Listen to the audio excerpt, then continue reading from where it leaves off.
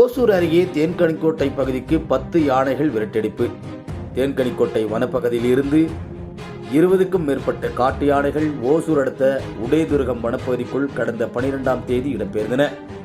இந்த யானை கூட்டம் பொதுவாக சாணமாவு வனப்பகுதிக்குள் நுழைந்து அங்கு பல குழுக்களாக பிரிந்தன.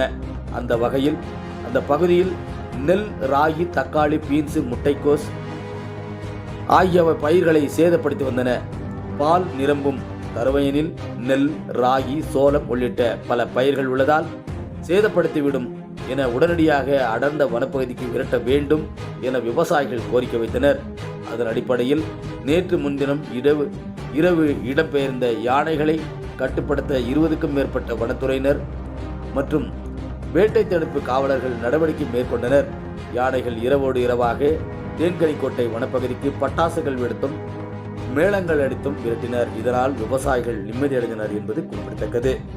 எதிர்நீச்சல் செய்திகளுக்காக சிவபிரகாசுடன் செல்வம்.